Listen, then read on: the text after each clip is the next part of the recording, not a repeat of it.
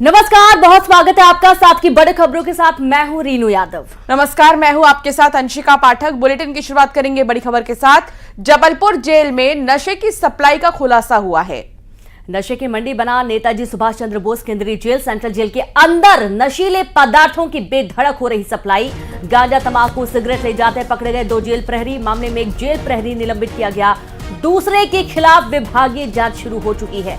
बड़ी खबर है जबलपुर से। जबलपुर जेल में नशे की सप्लाई का बड़ा खुलासा। जहां नशे की मंडी बना नेताजी सुभाष चंद्र बोस केंद्रीय जेल सेंट्रल जेल के अंदर नशीले पदार्थों की बेधड़क सप्लाई हो रही है। गांजा, तंबाकू, सिगरेट ले जाते 2 जेल प्रहरी पकड़े गए हैं। जहां मामले में एक जेल प्रहरी निलंबित किया गया, दूसरे के खिलाफ विभागीय जांच शुरू हो गई है।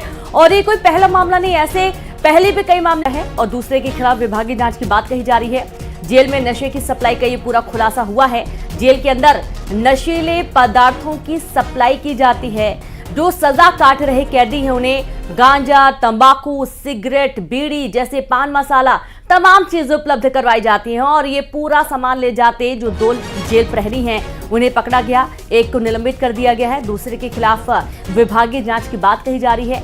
और ये पूरा घटनाक्रम सामने आया है इंदौर से, माफ कीजिएगा, जबलपुर से। जबलपुर जेल में नशे की सप्लाई का बड़ा खुलासा हुआ है और ये चौंकाने वाली जानकारी है क्योंकि 2 जेल प्रहरी ही ये नशे का सामान सप्लाई करते थे। जो सजा काट रहे हैं कैदी उन्हें नशीले पदार्थ दिए जाते थे। गांजा, तंबाकू, सिगरेट, बीड़ी और अन्य जो पान मसाले की सामग्री होती है ये सब इनको पहुंचाई जाती थी। नेताजी सुभाष चंद्र बोस केंद्रीय जेल का ये पूरा घटनाक्रम सामने आया है।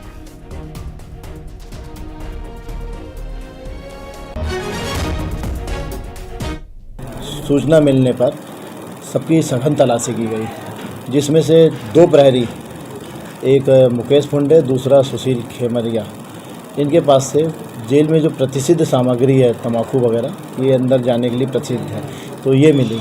इसमें मुकेश फुंडे के पास तंबाकू के अलावा 2 नग पैकेट जिसमें गांजा था, लगभग 46 ग्राम जिसकी मात्रा वो मिला। साथ ही सिगरेट के पैकेट, 7 तंबाकू के पैकेट और अन्य सामग्री मिली।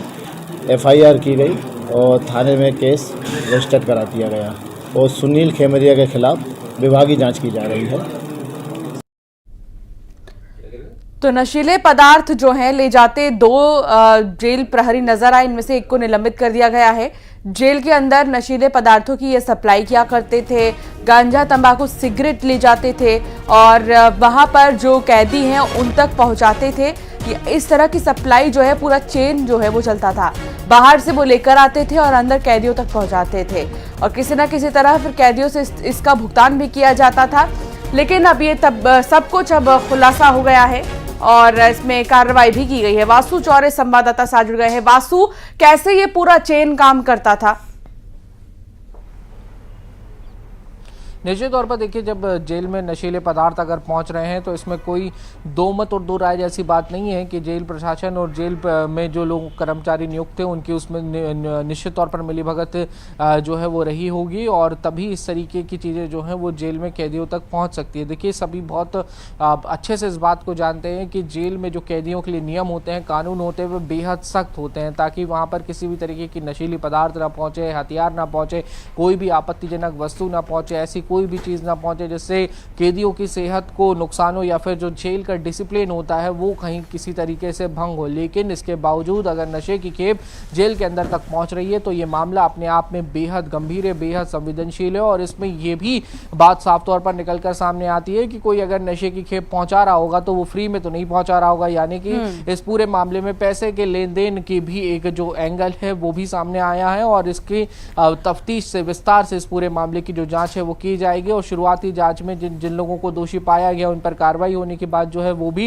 निकल कर कहीं ना कहीं सामने आ रही है और जो आला अधिकारी हैं वो इस पूरे मामले की जांच में जुटे भी हुए हैं। इस पूरे मामले में रिपोर्ट भी बनाई जाएगी जिसको हायर अथॉरिटीज के सामने पेश किया जाएगा। अब केंद्रीय जेल में इस तरीके की चीजें दोबारा ना हो, पुनरावृत्ति ना हो, इसको लेकर भी जो कार्य योजना है वो बनाई जा रही है क्योंकि जेल का अनुशासन बना रहना बेहद जरूरी है, बेहद संवेदनशील ये पूरा जो मामला है वो निकल कर सामने आया है और और इस पूरे मामले को लेकर सख्ती के साथ एक्शन की भी ज़रूरत है, क्योंकि जो कैदी जो इस तरीके के काम में संलिप्त हैं वो भी आने वाले समय में ऐसी किसी घटना को अंजाम देने के बारे में ना सोचे, ना ही जेल में किसी भी तरीके के नशे के सामान का जो है किसी भी तरीके से डिस्ट्रीब्यूशन हो सके। इसकी रोकथाम बेहद ज़रूरी हो जाती है। और महत्वपूर्ण बात यह भी है कि जेल के किस किस कोने तक ये नशीले पदार्थ पहुंचते थे, कैसे पहुंचते थे, उसका रैकेट क्या था, इसकी भी पूरी जो जांच है वो विस्तार से की जानी बेहद बहुत शुक्रिया वासु चौरे जानकारी साझा करने के लिए। तो फिलहाल पूरा मामला जो है सामने आ चुका है और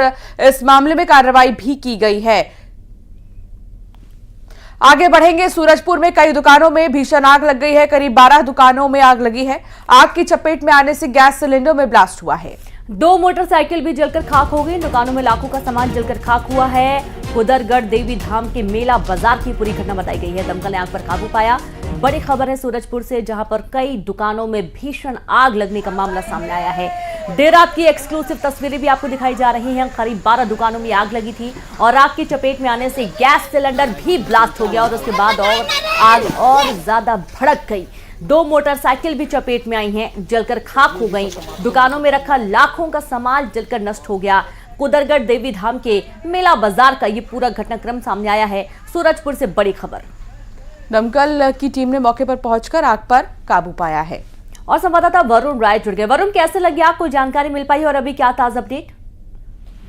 जी देखिए, आग लगने का कारण तो अज्ञात है, लेकिन जिस तरह से देर रात अचानक से आग लगी और देखते ही देखते आग लगातार जो मेला बाजार में थी, लाइन से बनी हुई सभी दुकानें थी, कम से कम दर्जन भर दुकानों को अपनी चपेट में ले लिया और लाखों का नुकसान हो गया। राहत की बात ये रही कि किसी व्यक्ति की इसमें जान का नुकसान नहीं हुआ, लेकिन जो सामान है वो लाखों की क्षति का अनुमान लगाया जा रहा है। आग लगने के कारण के पीछे जो कुदरगढ़ पुलिस है वो जांच में जुटी हुई है कि और जो जितने का सामान का नुकसान हो उसके आंकलन में जुटी हुई है। लिहाजा जो पुलिस है वो जांच में जुटी है और राहत की बात है कि किसी के जान का नुकसान नहीं हुआ। शुक्रिया आपका वरुण तमाम जानकारी के लिए। तो राहत की बात यह है कि कोई जनहानि नहीं हुई है, लेकिन लाखों का नुकसान हुआ है। जो दुकानें थी उसमें रखा सामान जलकर खाक हो गया। शिवपुरी में टैक्सी किराए को लेकर जोरदार हंगामा हुआ। महिला टैक्सी चालक ने मारपीट कर दी। किराए को लेकर 2 लोगों पर हमला भी किया गया है। जमकर लाठी बरसाए गए हैं। माधव चौक पर यह हंगामा हुआ है। टैक्सी किराए को लेकर जोरदार हंगामा और महिला ने टैक्सी चालक की ही पिटाई कर दी है। बुरी तरीके से पीटा है, लाठी से पिटाई की है। ये तस्वीर आप देखिए। हालांकि जानकारी ये अब तक मिल पाई है कि किराए को लेकर दोनों के ही बीच विवाद शुरू हुआ, देखते ही देखते मारपीट में तब्दील हो गया।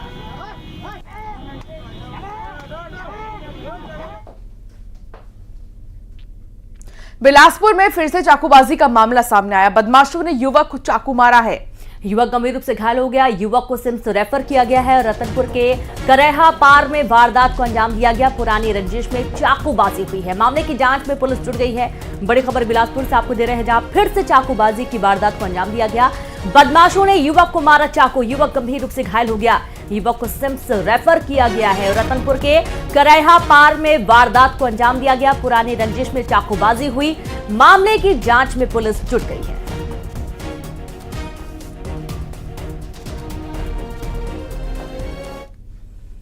तो वहीं बिलासपुर में बदमाशों के हौसले बुलंद हैं। युवक को चाकू मारा और मामले की जांच में पुलिस जुट गई है।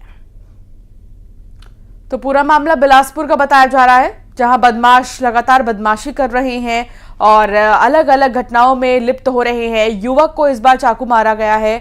हालांकि पुलिस अब जांच में जुट गई है। और अब आगे बढ़ेंगे, बात करेंगे उज्जैन में पुलिस टीम पर हमला किया गया। जमीन विवाद निपटाने गई टीम पर हमला हुआ है। बागौदा गांव में यह हमला किया गया है। 6 लोग पुलिस की हिरासत में है। हमले के आरोप में हिरासत में लिया गया है।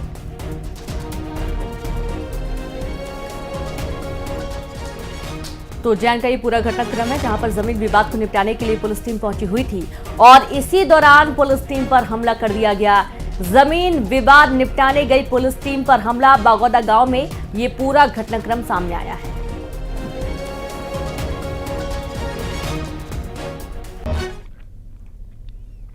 ग्वालियर की यूनिवर्सिटी इलाके में दिन दहाड़े एक बार फिर बदमाशों ने एक महिला के साथ लूट की वारदात को अंजाम दिया।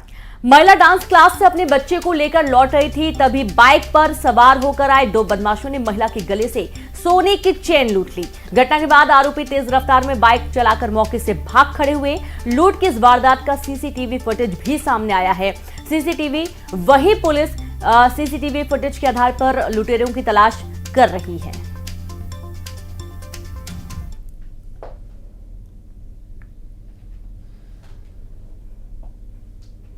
यूनिवर्सिटी थाने में आज एक महिला द्वारा रिपोर्ट दर्ज कराई गई है कि सुबह वो अपने बच्चों को डांस क्लास से लेके आ रही थी।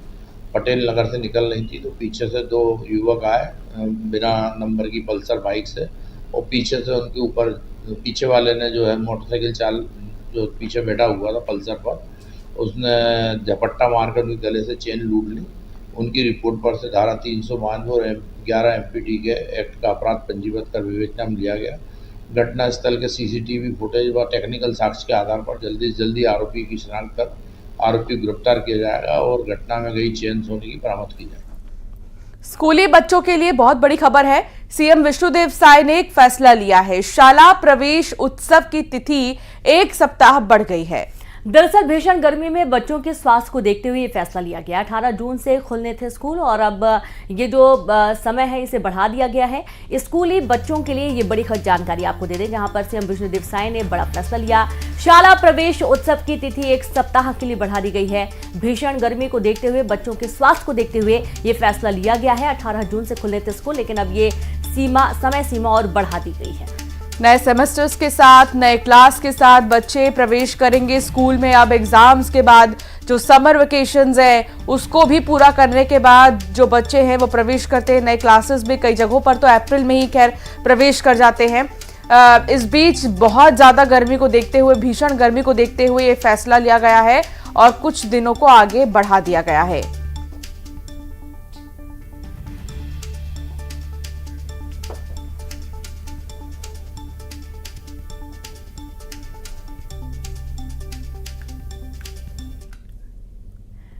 खबर कोरबा से, जहां बबली गैंग के 2 बदमाश गिरफ्तार किए गए। ट्रक ड्राइवरों के साथ लूटपाट की गई थी। पुलिस ने 2 आरोपियों को गिरफ्तार किया है। आरोपियों के पास से लूट का सामान भी मिला है। मानिकपुर पुलिस आरोपियों का जुलूस निकाला। तो ट्रक ड्राइवरों के साथ लूटपाट की घटना को अंजाम दिया गया था। बड़ी खबर आपको दे रहे हैं, जहां पुलिस ने 2 आरोपियों को गिरफ्तार भी कर लिया है और उनका जुलूस भी निकाला गया है। लूट का सारा सामान भी आरोपियों के पास से पुलिस ने बरामद कर लिया है। मानिकपुर पुलिस आरोपियों का जुलूस निकालती हुई नजर आई। तो कोरबा का ये पूरा घटनाक्रम है, जहां बबली गैंग के 2 आरोपी गिरफ्तार कर लिए गए हैं। दरअसल लोगों ने ट्रक ड्राइवरों के साथ मारपीट कर लूट की घटनाओं को अंजाम दिया था। लूट का सामान सहित 2 आरोपियों को गिरफ्तार किया गया है।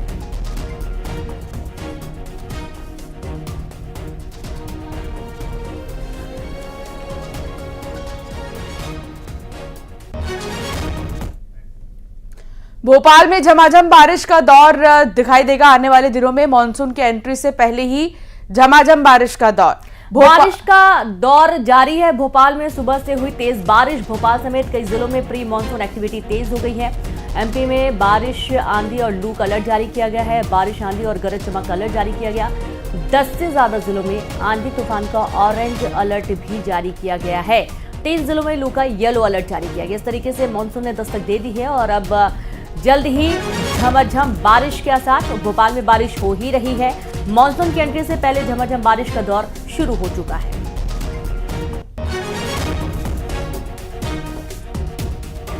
तो लोगों को गर्मी से राहत मिलेगी और आने वाले दिनों में बारिश और भी ज्यादा तेज होगी। अभी फिलहाल हल्की बारिश है, लेकिन मानसून की एंट्री हो चुकी है। कुछ जिलों में आने वाले दिनों में और भी तेज बारिश होने की संभावना है। उमस भरी गर्मी से राहत तो मिलेगी, मौसम ठंडा होगा। इससे लोगों की परेशानियां थोड़ी कम होंगी, किसानों के चेहरे खिलेंगे, क्योंकि बहुत ज्यादा पारा जो है वो बढ़ चुका था। वासु चौरे संवाददाता साथ जुड़ चुके हैं। वासु, मौसम का मिजाज बदला है क्या? बिल्कुल, देखिए मध्य प्रदेश में प्री मानसून गतिविधियां जो है वो बेहद तेज़ हो चुकी हैं और आने वाले 2 से 3 दिनों में प्रॉपर जो मानसून है वो मध्य प्रदेश के अधिकतर इलाकों कवर अप कर लेगा। महाकौशल के रास्ते मध्य प्रदेश में मानसून की एंट्री होने वाली है, लेकिन राजधानी भोपाल और आसपास के जो क्षेत्र में निवास करने वाले हैं उनके लिए अच्छी खबर है। अच्छी खबर ये है कि आज अल सुबह से ही लगातार भोपाल में तेज बारिश का जो दौर है वो जारी है। काले घने बादल आसमान पर छाए हुए हैं और आज दिन भर इसी तरीके का मौसम बना रहने का अनुमान है। अभी इस वक्त भी लगातार भोपाल में बूंदाबांदी चल रही है और सुबह अगर 4-5 बजे के समय की बात करें तो तेज बारिश हुई और इसके साथ ही आंधी तूफान जैसी स्थिति भी रही, जमकर बिजली भी चमकी कई इलाकों में। इसके चलते थोड़ी देर के लिए पावर कट भी हुआ, लोगों को कुछ हद तक परेशानी हुई, लेकिन लंबे समय से जो बेतहाशा गर्मी पड़ रही थी, लोग उमस से परेशान थे, अब उससे थोड़ी सी जो राहत है वो मिलेगी, क्योंकि हमने देखा कि जब गर्मी का सीजन पीक पर था तो 45 से 48 डिग्री तक कई जिलों में जो तापमान है वो पहुंचा और लंबे समय तक इसी तरीके का मौसम रहा। मौसम वैज्ञानिकों का ये कहना है कि सामान्य या सामान्य से अच्छी बारिश भोपाल समेत पूरे मध्य प्रदेश में होगी और ऐसा होना भी चाहिए, क्योंकि जब अच्छी बारिश होती है तो जो वाटर बॉडीज हैं, चाहे तालाब हों, नदियां हों, डैम्स हों, ग्राउंड वाटर लेवल हो, वो रिचार्ज होता है और आने वाले समय में बिना किसी बाधा के, बिना किसी दिक्कत के पानी की जो आपूर्ति है वो होती रहती है, खासतौर पर गर्मियों के मौसम में, गर्मियों के सीजन में। तो ये कहना गलत नहीं होगा कि अब बारिश का दौर जो है वो शुरू हो गया है और लोग अगर अपने घरों से बाहर निकलते हैं तो छाते और रेनकोट जरूर साथ में रखें। बिल्कुल, बहुत शुक्रिया आपका वासु तमाम जानकारी के लिए। और अब बात आगे बढ़ेंगे, बात करेंगे हम जबलपुर से बड़ी खबर की। जबलपुर में जहर देकर गाय की हत्या का मामला सामने आया है। जहर देकर 6 गायों की हत्या की गई। आरोपी को गिरफ्तार करने की मांग उठ रही है। हिंदू संगठनों ने पुलिस को ज्ञापन भी सौंपा है। पुलिस आरोपियों की तलाश में जुट गई है। धोबी घाट में गायों को जहर दिया गया था। गोरा बाजार के धोबी घाट का यह मामला बताया जा रहा है। तो इस पूरे मामले को लेकर हिंदू संगठन ने विरोध जताया, पुलिस को ज्ञापन सौंपा और इस पूरे मामले में गहन कार्रवाई की मांग की गई है। आरोपियों की तलाश में पुलिस जुट गई कि आखिरकार किसने इन गायों को जहर दिया है। कुछ वीडियोस भी सामने आ रहे हैं। पुलिस आरोपियों की तलाश में जुटी हुई है। 6 गायों की हत्या कर दी गई। जबलपुर का ये पूरा मामला, जहां जहर देकर गाय की हत्या का मामला, 6 गायों की मौत हो गई। आरोपियों को गिरफ्तार करने की मांग की जा रही है। हिंदू संगठनों ने पुलिस को ज्ञापन सौंपा है। पुलिस आरोपियों की तलाश में जुट गई है। धोबी घाट में गायों को जहर दिया गया था। गोरा बाजार के धोबी घाट का ये पूरा मामला सामने आया है।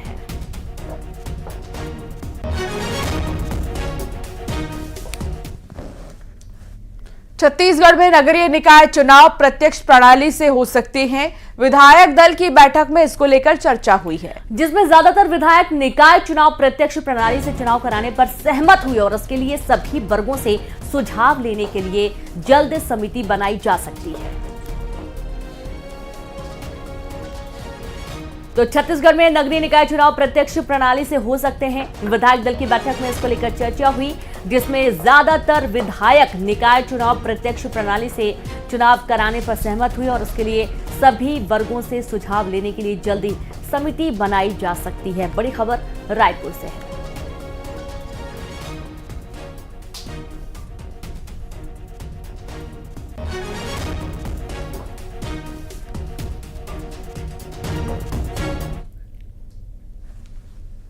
रायपुर में बीजेपी विधायक दल की बैठक हुई, जिसमें लोकसभा चुनाव में मिली जीत के साथ ही विधानसभा सत्र सहित कई मुद्दों पर चर्चा हुई।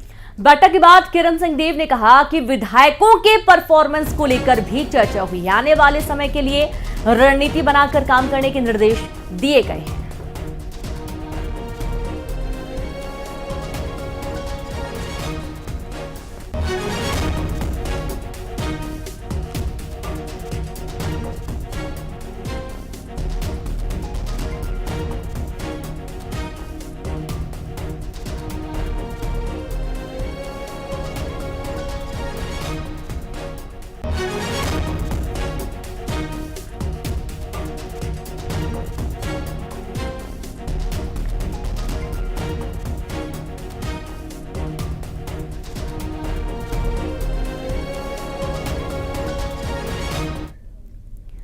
तो वही ग्वालियर में तांत्रिक द्वारा महिला के साथ दुष्कर्म किए जाने का मामला सामने आया है। महिला कई दिनों से बीमार थी। तांत्रिक ने तंत्र मंत्र से महिला को ठीक करने का झांसा देकर उसके साथ दुष्कर्म की वारदात को अंजाम दिया। वहीं तांत्रिक ने पीड़िता को धमकी दी कि अगर वो इस बात का जिक्र किसी और से करेगी तो उस पर जादू टोना कर देगा, जिससे वो कभी ठीक नहीं होगी। वहीं पीड़िता की शिकायत पर पुलिस ने मामला दर्ज कर लिया है और आरोपी की तलाश में जुट गई है।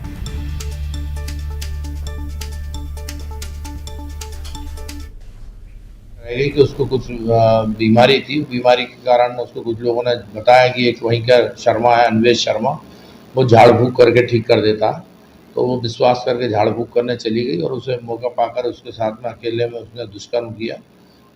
लौट कर उसने अपने जब पति परिजनों को बताया तो फिर आके उसके द्वारा रिपोर्ट दर्ज कराई गई। उसकी रिपोर्ट पर से धारा 376 और एट्रोसिटी एक्ट का अपराध पंजीबद्ध कर विवेचना में लिया गया। आरोपी की गिरफ्तारी के लिए टीम रवाना की गई। जबलपुर में बेखौफ बदमाशों ने एमसीए के छात्र की चाकू से गोदकर हत्या कर दी। 2 बाइक सवार बदमाशों ने सड़क पर दौड़ाकर चाकू से हमला किया। बदमाशों के हमले में दूसरा छात्र घायल हुआ। धमाकपुर थाना क्षेत्र की घटना बताई गई है। बदमाशों की तलाश में पुलिस जुट गई है। बड़ी खबर जबलपुर से, बेखौफ बदमाशों ने एमसीए के छात्र की चाकू से गोदकर हत्या कर दी।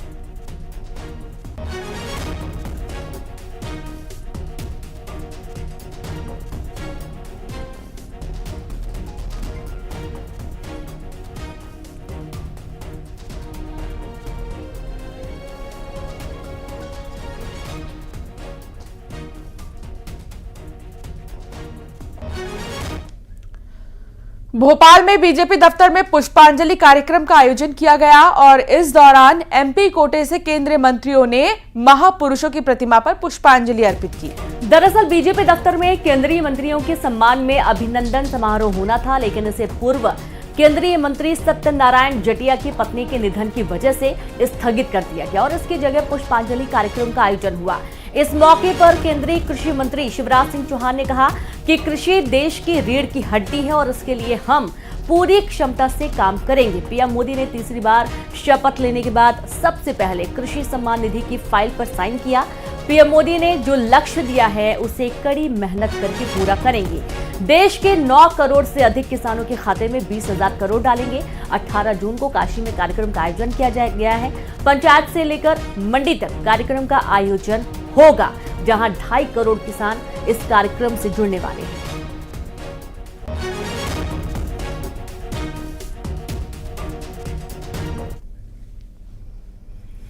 आज कुर्बानी का त्योहार ईद उल अजहा है और इसे बकरीद के नाम से भी जाना जाता है। इस मौके पर ईदगाह या मस्जिदों में विशेष नमाज अदा की जाती है। इस्लाम धर्म के लोग साफ पाक होकर नए कपड़े पहनकर नमाज पढ़ते हैं और उसके बाद कुर्बानी देते हैं। इस्लामिक कैलेंडर में 12 महीने होते हैं और इसका धुल हिज इसका अंतिम महीना होता है और इस महीने की 10वीं तारीख को ईद उल अजहा या बकरीद का त्योहार मनाया जाता है, जो कि रमजान का महीना खत्म होने के 70 दिन बाद आता है।